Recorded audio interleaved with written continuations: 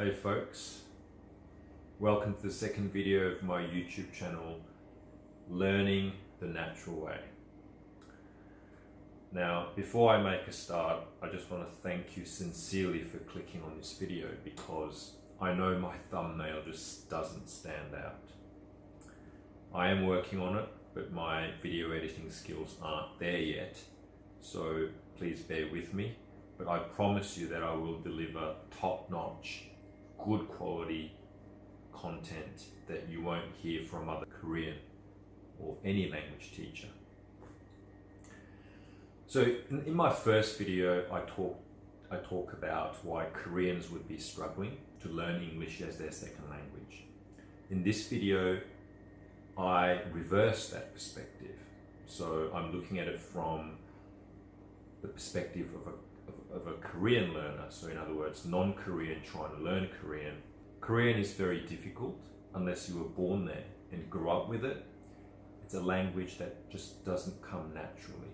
The way I normally present stuff at work or otherwise is I would do an intro, the main body and conclusion at the end.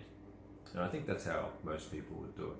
But what I'm finding on YouTube is people just don't have the time to watch the whole clip. So often they will just spend a minute or two, and my analytics are telling me that.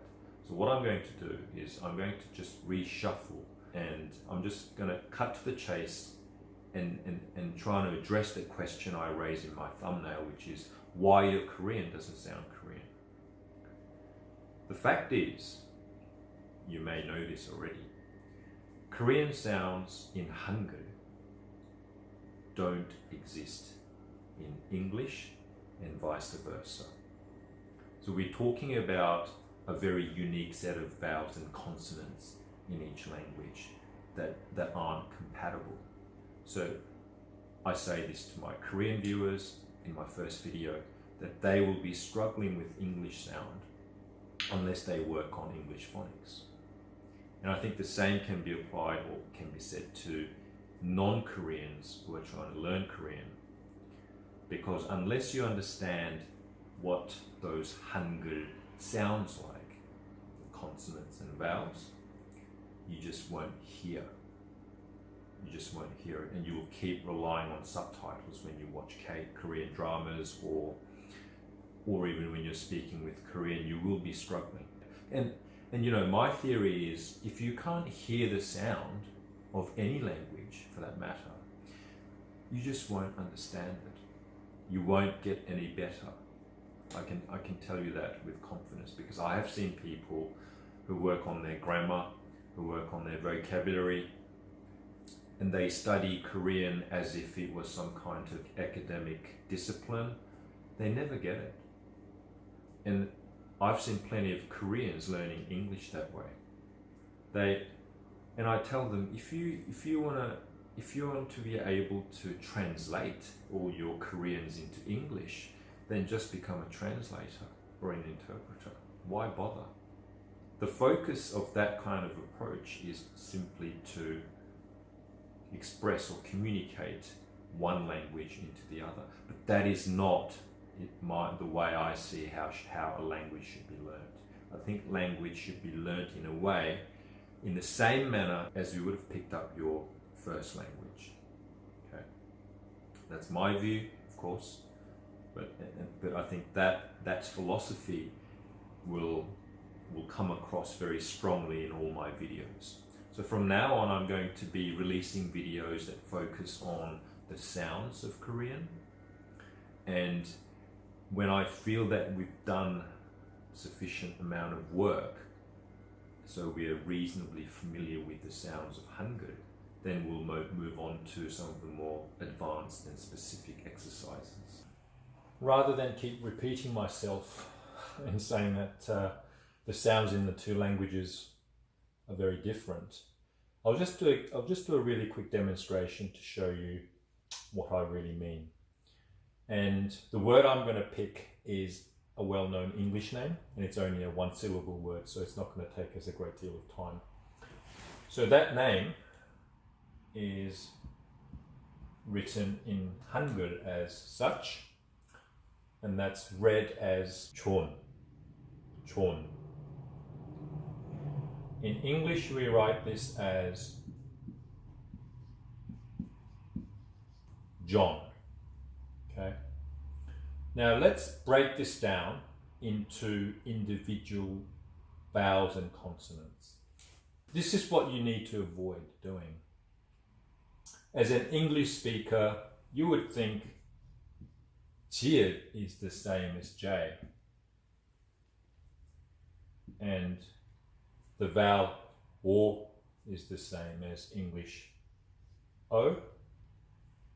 Nian, the same as N. Let's compare the sound of each. So this guy here, it's Z, Z, okay, Z.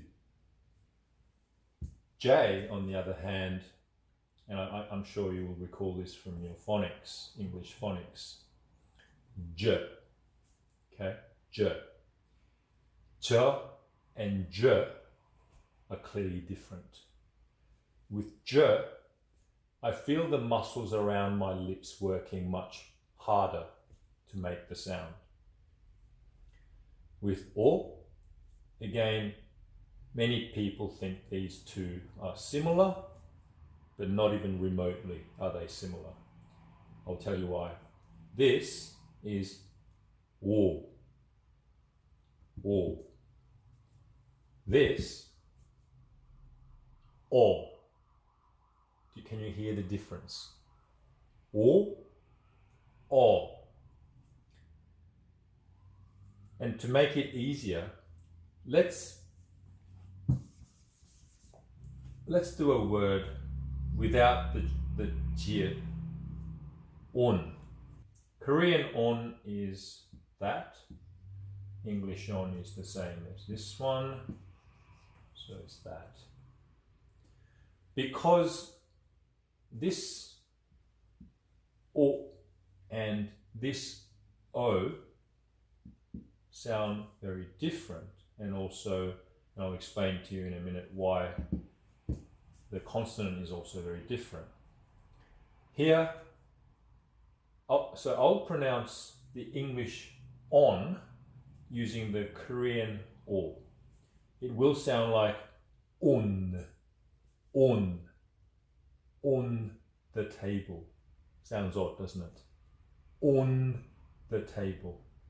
Now for this on that I've just pronounced, I made sure the end pronunciation is the same as in English, so that we clearly see the difference in O. Okay. Now I'll do a pure Korean pronunciation of on. It's on, on, on. Got it? Let's go back to this. On. Can you distinguish the difference? On versus on.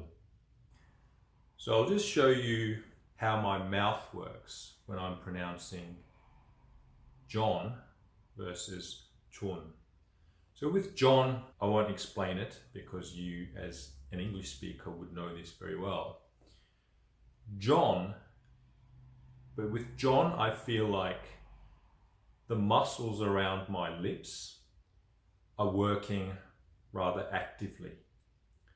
And it's a very strong movement to John. Even if I do it very gently, John, I can still feel the muscles working.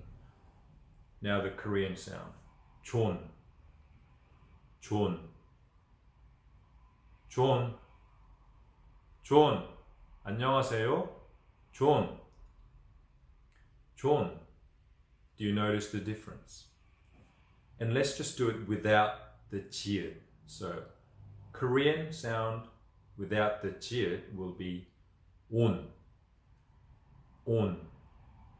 Without the nian, it'll be o. In English, it's on. So it'll be o. Again, as I said before, the sound where it's coming from, where it's originating from, feels very different. So with Korean o, I feel like it's more towards the front of my mouth, the oral cavity. Whereas with English or, it feels like it's coming from the back. So these are, I'm just giving you an example, but these are clear differences in the two languages. I hope you found this useful. So if you like this video and you think that it's worth another visit, then please subscribe to my channel. Thank you for watching.